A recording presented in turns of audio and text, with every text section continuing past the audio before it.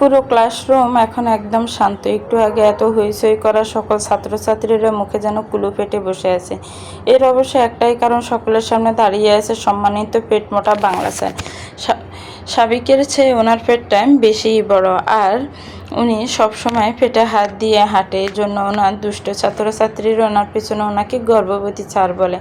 আবার কেউ পেট মোটা স্যার বলে। উনি ক্লাসে এসেছে প্রায় 2-3 মিনিটের উপরে চশমাটা নাকের ডগায় ফেলে সকল ছাত্রছাত্রীর মতিগতি পর্যবেক্ষণ করছে, আর ওনার সম্মানিত ছাত্রছাত্রীরাও ওনার মতিগতি বোঝার চেষ্টা করছে। এই পেট মোটা স্যার চুপচাপ মানেই বিপদ একটু পর বোমবাস্ট হবে।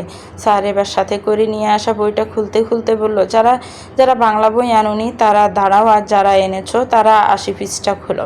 ব্যাস, যা ভেবেছিল তাই হলো। এই স্যার খুব ভালো করে জানে কখন কোথায় কিভাবে বাঁশ দিতে হয়। কলেজে উঠেছে এত মাস, কখনো এই স্যার বই থেকে কিছুই পড়ায়নি। নিজে একটা বই নিয়ে আসতো, সেটা থেকে বোর্ডে লিখে দিত, কখনো বইয়ের কথাও বলেনি। তাই অনেকেই বাংলা বই আনা বাদ দিয়ে দিয়েছে। এত কষ্ট করে বইটা এনে লাভ কি? ওটা তো কাজেই আসে না। একে একে দাঁড়ানো শুরু করলো। আহি, তিহান, তিশান, সাইফা সবাই দাঁড়ালো। সবার বসা মাত্র 5 জন। তাদের মধ্যে একজনকে বসে থাকতে দেখে আহি, সাইফা, তিহানের চোখ রসগোল্লার মতো বড় হয়ে গেল। যাকে বসে থাকতে দেখে আহিদের চোখ রসগোল্লার মতো বড় হয়ে গেছে, সে মহান ব্যক্তি আহিদের দিকে তাকিয়ে বসে বসে মুচকি মুচকি হাসছে। তিনি আর কেউ নয়, আমার প্রিয়, তোমার প্রিয়, সবার প্রিয় শান্তশিষ্ট ভদ্র শ্রেয়া। শ্রেয়ার হাসি দেখে সবগুলোর গা জ্বলে উঠল। সাইফা, এই তো মির্জাপুরের চেয়েও ভয়ঙ্কর। তিহা, গরিবের জিনা খান। তিহান, দাঁতগুলো দেখ, আল্লাহ জানে কয়দিন ধরে ব্রাশ করে না। আহিত হতাশ কণ্ঠে গানের মতো করে বলে উঠল, সম্পর্ক বদলেই গেল একটি পলকে। একটু আগে যে ছিল আপন, সে এখন মির্জাপুরের চেয়েও ভয়ঙ্কর। গরিবের জিনা খান। তাই কুটনামি করতে করতে হয়তো ভুলে গেল ব্রাশ করতে। যদিও সবগুলা ফিস ফিস করে কথা বলছে, তবুও শ্রেয়া শুনে নিয়েছে। দাঁতে দাঁত পিষে বলে, বুদ্ধি থাকলে উপায় হয়। তোদের মাথায় তো সব গোবর, বুদ্ধি তো কিভাবে? এটা অন্য বই। সবগুলা হা করে শ্রেয়ার দিকে আছে। শ্রেয়া ডোন্ট কেয়ার ভাব নিয়ে বসে আছে। নেওয়াজ ভারী। ঘড়ির কাঁটায় বেলা 10:30 বাজে। এমন সময় রৌদ্রকে বাড়ির ভিতর ঢুকতে দেখে রাইসা খান এগিয়ে এসে জিজ্ঞেস করলেন, কিরে এই সময় বাড়িতে? রৌদ্র মায়ের দিকে এক পলক সে সিঁড়ি বেয়ে উপরে উঠতে উঠতে বলল, ফাইল নিতে আসছি, ভুলে রেখে গিয়েছি। তোমরা এখনো বাড়ি যাওনি কেন? আতিয়া আফা যেতেই দিচ্ছে না, বলল বিকেলে যেতে। তুই কি আর এখন আসবি এখানে? না, তোমরা চলে যাও, আমি একেবারে রাতে অফিস থেকে আমাদের বাড়িতে যাব। আচ্ছা। সকালে নাস্তা করে রৌদ্র অফিসে চলে যায়। তাড়াহুড়ো করে তাই ফাইল নিতে ভুলে গিয়েছে। আহি আজকে ফাইজের সাথে কলেজে গিয়েছে। আদ্রও আজকে অনেক দিন পর নিজের অফিসে গিয়েছে। বাড়িতে ছোটরা বলতে ইয়ানা আর শালু আছে। ফিহ তার ভার্সিটিতে গিয়েছে। রুদ্র রুমে গিয়ে ফাইলটা নিয়ে তাড়াহুড়ো করে বের হতে নিবে, এমন সময় কোথায় থেকে ইয়ানা এসে রুদ্রের বুকের উপর পড়ে। রুদ্র নিজের বুকের দিকে তাকায়, অমনি রাগে মাথা ফেটে যায় তার। ইয়ানা অনেক আগেই সরে দাঁড়িয়েছে, ভয়ে ভয়ে রুদ্রের চোখের দিকে তাকায়। অমনি মেয়েটা আরও ভীতু হয়ে গেল। রুদ্র ফোঁস করে শ্বাস নেয় না, তবুও রাগ কমছে। রুদ্র নিজের বুকের দিকে তাকায়। বুকের কাছটায় লাল লিপস্টিক দ্বারা স্পষ্ট দুটো মেয়েলি ঠোঁট বসে আছে। যে কেউ দেখলে 1 সেকেন্ডও অন্য কিছু ভেবে নিতে পারে। এবার ইয়ানার দিকে তাকায়, দেখেই বোঝা যাচ্ছে কোথাও বের হচ্ছে একদম পরিপাটি হয়ে। কিন্তু এত সেজেগুজে কোথায় যাচ্ছে এই মেয়ে? একে তো দেরি, তার উপর এই কাণ্ড। এর মধ্যে ইয়ানার এসব সাজগোজ দেখে রুদ্রর মাথায় রক্ত উঠে যায়। রুদ্র হাসি খুশি একটা ছেলে, সহজে রাগে না, তবে রাগলে কোনো কিছুর তোয়াক্কা করে না। সরি, তোতলানো স্বরে সরি বলে ইয়ানা। মেয়েটা নিজেও ভয়ে আছে রুদ্রের এমন ভয়ঙ্কর রূপ দেখে। রুদ্রকে আগে কখনো এমন দেখেনি, তবে সরিটাই যেন ইয়ানার কাল হয়ে দাঁড়ানো। রুদ্র রাগে বসে এক ভয়ঙ্কর কাণ্ড ঘটিয়ে ফেলল। সেকেন্ডের মধ্যে আশপাশ দিন দুনিয়া সব ভুলে ইয়ানার ঠোঁট আটকে ধরে নিজের ঠোঁট দ্বারা। হঠাৎ কি থেকে কি হলো ইয়ানা বুঝতে পারল না, তবে ঠোঁটের ব্যথায় মেয়েটা কুকড়ে উঠে রৌদ্র নিজের দাঁত দ্বারা ইয়ানার নরম তুলতুলে ঠোঁটটা ফিসিয়ে দিচ্ছে। সব রাগ যেন ঠোঁটের উপর উড়াচ্ছে। ইয়ানা ব্যথায় ছটফট করছে ছাড়া পাওয়ার জন্য, কিন্তু রুদ্র এক বিন্দুও ছাড় দিচ্ছে না। মুখে নোনতা স্বাদ লাগার পরও রৌদ্র ছাড়ছে না। আল্লাহ গো, এই আমি কি দেখলাম ভাইজান? আপনি মুখ দিয়া আপনার শ্বাস কেন আটকাইয়া রাখছেন? আপা তো মইরা যাইব গা, ছাড়েন দেখি। আপা আপনি ডরাইয়েন না, মুই আইয়া পড়ছি। শালুর কণ্ঠস্বর কানে আসার সাথে সাথে রৌদ্র ইয়ানাকে ছেড়ে দেয়। ইয়ানা ঠোঁট চেপে ধরে দুপ করে নিচে বসে পড়ে। রুদ্র এক পলক ইয়ানার দিকে সে চোখ সরিয়ে হনহন করে স্থান ত্যাগ করে। শালু এসে ইয়ানাকে ধরে। আপা আপনি ঠিক আছেন? ইয়ানা কিছু না বলে না, চুপচাপ চোখের পানি ফেলছে। শালুর খুব খারাপ লাগছে। আপাটা কত ভালো, একবারে ফুরি আপার মতো। সকালে নাস্তার টেবিলে শালুকে কত আদর করলো। ইয়ানার কান্না দেখে শালুর কান্না চলে আসে। মেয়েটা আবার নরম মনের। আপা আপনার খুব কষ্ট হইতেছে তাই না? ভাইজানটা কত খারাপ। দাঁড়ান, মুই খালামারে ডাইকা আনি। এই বলে শালু উঠতে নিবি, ইয়ানার হাত ধরে আটকে দেয়। নিজেকে স্বাভাবিক রাখার চেষ্টা করে বলে, এই ব্যাপারে কাউকে কিছু বলবি না। বললে আমি আর তোর সাথে কথা বলবো না। কিন্তু আপা কিন্তু কোনো কথা না, যেটা বলেছি মাথায় রাখিস। আমি রুমে গেলাম, মাকে বলিস আমার মাথা ধরেছে, এখন আর বাইরে যাব না। এই বলে ইয়ানা আস্তে করে উঠে নিজের রুমের দিকে হাঁটা দেয়। খুব অভিমান হয়েছে রৌদ্রের উপর, আর জীবনেও লোকটার সামনে যাবে না। সে কি ইচ্ছে করে এমন করেছে? শালু ছলছল চোখে ইয়ানা যাওয়ার পানে চেয়ে থাকলো। এইদিকে স্যার একটু দয়া করে সব মেয়েদের বসিয়ে দিয়েছে, কিন্তু ছেলেদের এখনও দাঁড় করিয়ে রেখেছেন। দাঁড়াতে দাঁড়াতে তিহানের পা ব্যথা হয়ে গেছে। শুধু যে দাঁড়িয়ে আছে তা না, সবগুলা স্যারের গোষ্ঠী শুদ্ধ উদ্ধার করে ফেলছে। স্যার, কালকে আপনার বউকে দেখলাম, একবারে আগুন সুন্দরী। এত সুন্দর বউ কীভাবে ফেলেন স্যার? আপনার তো কপাল ভালো। আমাকে কি বলে জানেন? তিহানের কথায় স্যার একটু নড়েচড়ে উঠল। বেচারা আবার বউ বলতে পাগল। বউর নামে এত প্রশংসা শুনেই স্যারের মুখ চকচক করে উঠল। সেটা স্যারের মুখ দেখেই বোঝা যাচ্ছে। তা দেখে তিহান বিড়বিড় করেই বলে, যেই মুরগির নাম শুনেছে অমনি শিয়াল লাফিয়ে উঠল। শালা পেটুক, দাঁড়াতে দাঁড়াতে ফাঁটা একবারে ব্যথা হয়ে গিয়েছে। যাক, ঢিলটা তো জায়গা মতো লেগেছে। তিহানের বিড়বিড় কথা কারো কানে না গেলেও পাশে বসা সাইফার কানে ঠিকই গেছে। সাইফার আবার ধৈর্য কম, কোনো কিছু বলতে দেরি তার মন আর শান্ত থাকে না। স্যারের বউ কি বলেছে শোনার জন্য তার মন চটপট করেছে। সে কখন থেকে না পেরে বেঞ্চের নিচ দিয়ে তিহানের পায়ে গুতা মারল। একবার দুবার তিনবার, না, এই বান্দার খবর নেই। না পেরে সাইফা তিহানের প্যান্ট ধরে টান দিল। তিহান ব্রু কুচকে চেয়ে বলল, বাল, প্যান্ট ধরে টানাটানি করছিস কেন?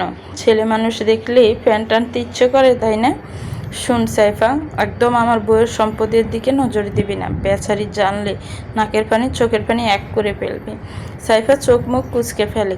এই ছেলে বাকিদের সাথে ঠিকই সুন্দর করে কথা বলে, শুধু ওর বেলায় এভাবে কথা বলে কেন সেটা সে আজও বুঝল না। ওদের বন্ধুত্ব ক্লাস 1 থেকে, সেই ছোটবেলা থেকে সাইফা তিহানকে দেখে আসছে। ছেলে হিসেবে তিহান দারুণ শান্তশিষ্ট ভদ্র। তিহান স্ট্যান্ডার্ড ফার্স্ট ইয়ারে পড়লেও ওকে দেখতে 26-27 বছর যুবক মনে হয়। জিম করা বডি, ফর্সা ত্বক, গোলাপি ঠোঁট। আর যেটা মেয়েদের নজর কাটতে বাধ্য সেটা হচ্ছে বাম গালে বাদামি তিল। এই তিলের প্রতি কত মেয়ের আকর্ষণ তা নিজ চোখেই সাইফা দেখেছে। এমনকি সাইফারও তিলটা বেশ ভালো লাগে।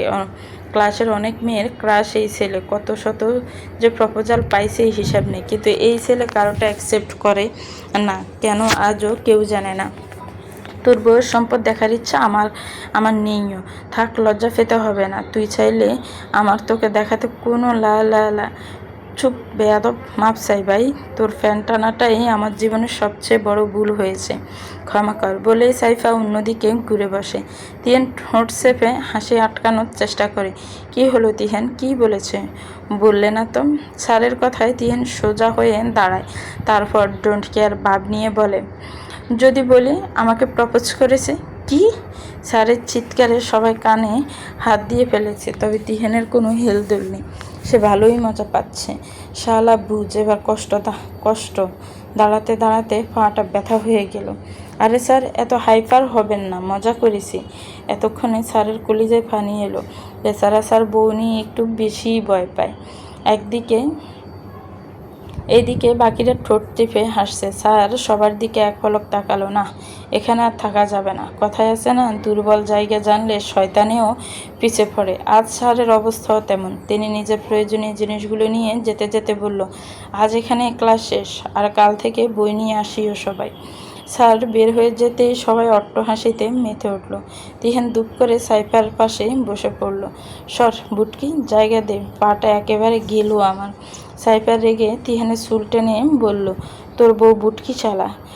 এই শাকচুন্নি, একদম আমার পরীর মতো বউটাকে বুটকি বলবি না। এক পর্যায়ে এবার দুজনে সুলুসুলু হয়ে যায়। আহিরা টেনে দুজনকে দুপাশে নিয়ে ঝগড়া থামায়। সাইফা তবুও দৌড়ে আসে আবার ঝগড়া করার জন্য, কিন্তু শ্রেয়া তিহাওকে ধরে রেখেছে। ক্লাসে স্যার ঢুকলে তবেই দুজন শান্ত হয়। এখন ফাইজ এসে ক্লাস নিতে শুরু করলো। সবাই মন দিয়ে ক্লাস করছে। নিজের কেবিনে বসে ফাইল চেক করছে রুদ্র। পাশে দাঁড়িয়ে আছে তার ফিয়ে ইয়াস। রুদ্র ফাইল চেক করতে করতে খেয়াল করলো ইয়াস ওর দিকে কেমন করে তাকিয়ে আছে। ইয়াস, আমি জানি আমি একটু বেশি সুন্দর অ্যান্ড হ্যান্ডসাম, তাই বলে তুমি ছেলে হয়েও এভাবে গিলে খাবে? শোনো ইয়াস, ছেলেতে তোমার ইন্টারেস্ট থাকলেও আমার কিন্তু নেই। সো জেগে জেগে স্বপ্ন দেখা বাদ দাও। ইয়াস থতমত খেয়ে যায়। আসলে স্যার আসলে নকলে কোনো কথা না। কি বলবে বলে ফেলে। ইয়ে আমতা আমতা করে বলে, স্যার আপনার শার্টে মানে রুদ্র এবারে নিজের শার্টের দিকে তাকায়, যেখানে এখনও লিপস্টিক দ্বারা ইয়ানার ঠোঁটের ছাপ বসে আছে। রুদ্র মুছার চেষ্টা করেছে। সাদা শার্ট হওয়ার দরুনে দাগ বসে গেছে। রুদ্র এবার সোজা হয়ে ইয়াসের দিকে তাকালো, তারপর একটা টিস্যু এগিয়ে দিয়ে বলে, আমার তো শার্টে এটা মানা যায়, কিন্তু তুমি তো ঠোঁটে নিয়ে ঘুরছো, নাও মুছো। সঙ্গে সঙ্গে ইয়াস ঠোঁটে হাত দিয়ে ঘষা দিতে সামনে এনে দেখে সত্যিই লিপস্টিক লেগে আছে। ইয়াস তড়িঘড়ি করে টিস্যু দিয়ে ঠোঁট মুছে নেয়। বেচারা বউয়ের জ্বালায় বাঁচে না, ঘরেও লিপস্টিক দিয়ে সেজেগুজে ঘুরে। একটা চুমু খেলেও সেটার ট্যাগ লাগিয়ে দেয়। ইয়াস লজ্জা পেল। মানে স্যার, থাক আমি বুঝতে পেরেছি। ইয়াস মাথা নিচু করে নেয়। রুদ্র মুচকি হেসে কাজে মন দেয়। কিছুক্ষণ পর মোবাইলটা বেজে ওঠে। স্ক্রিনে জল করে ওঠে আমার লুতুফুতুটা নামটা দেখে রুদ্র দুষ্টে এসে কলটা ধরে। উপাস থেকে আদ্র বলে ওঠে, কোথায় আছিস? এই তো বউ নিয়ে বাসর করছি। বেচারা ইয়াস, স্যারের এমন ঠোঁটকাটা কথাই খুব করে কেসে ওঠে। ওপাশে থাকা আদ্র ইয়াসের কাশি শুনে বলে ওঠে, দেশে কি মেয়ের অভাব পড়েছে? তুই ছেলে নিয়ে ছি রুদ্র কটমট করে ইয়াসের দিকে চেয়ে বলল, তোমার কাশি আসার আর সময় ফেলো না? এমন লাগামহীন কথা শুনলে কাশি আসা কি দোষের কিছু? ইয়াস তা বুঝল না, তবে স্যারের সামনে আর কিছু বলল না। 8 ঘন্টার মধ্যে মিষ্টি নিয়ে আমার অফিসে আয়। মিষ্টি কেন? তুই মামা হতে যাচ্ছিস সেজন্য। না, হ্যাঁ তাড়াতাড়ি আয় বলে আদ্র কল কেটে দেয়। রুদ্র বেচারা ড্যাব করে মোবাইলের দিকে তাকিয়ে রইল। ক্লাস চলছে, সবাই মন দিয়ে ক্লাস করছে। ঠান্ডা শান্ত পরিবেশটায় হঠাৎ হুঙ্কার দিয়ে বেজে উঠল, ঘটক বুঝি আমার বাড়ির রাস্তা চিনে না? আরেক ঘটক বুঝি আমার বাড়ির রাস্তা চিনে না? পান খাইয়া মুখ লাল করিয়া, কালো ছাতা মাথায় দিয়া। আরে পান খাইয়া মুখ লাল করিয়া, কালো ছাতা মাথায় দিয়া। কত বিয়ার খবর আনে, আমার খবর আনে না। এমন গান শুনে সবাই শ্রেয়ার দিকে তাকালো, কারণ গানটা বাজছে শ্রেয়ার ব্যাগ থেকে। শ্রেয়া তড়িঘড়ি করে মোবাইল বাইর করে দেখে ওর মা কল দিয়েছে। শ্রেয়া কল কেটে দিয়ে ফাইজের দিকে তাকায়, দেখে ফাইজ কেমন করে ওর দিকে তাকিয়ে আছে। শ্রেয়া হাসার চেষ্টা করে বলে, হে মানে স্যার, মোবাইল বন্ধ করতে ভুলে গিয়েছি, মা কল দিয়েছিল। এটা কেমন রিংটং মিস শ্রেয়া? কেন স্যার, ভালোই তো আছে। ঘটক মনে হয় দিন কেনা, তাই তোমাকে চোখে দেখিনি। সমস্যা নেই, আমি তোমার বাড়িতে ঘটক পাঠিয়ে দিব। তোমার বিয়ের বয়স হয়ে গিয়েছে, তোমার মা বাবাকে জানানো প্রয়োজন, তারাও জানুক তাদের গুণধর মেয়ের কাণ্ড। সবাই হেসে উঠল। আহিরা হতাশ, এই মেয়েকে নিয়ে আর পারা যায় না। নিজেও বাঁশ খায়, সাথে ওদেরও খাওয়ায়। চলবে। তো ভিউয়ার্স, গল্পটার এই পর্ব কেমন লেগেছে একটি কমেন্টস করে জানাবেন। ভালো লাগলে একটি লাইক করবেন, গল্পটাকে শেয়ার করবেন, আর আমার চ্যানেলকে সাবস্ক্রাইব করবেন। যারা অলরেডি সাবস্ক্রাইব করে রেখেছেন তাদেরকে অনেক অনেক ধন্যবাদ। ভালো থাকবেন, সুস্থ থাকবেন, আমার চ্যানেলের সাথেই থাকবেন। আল্লাহ হাফেজ। আসসালামু আলাইকুম ওয়া রাহমাতুল্লাহ।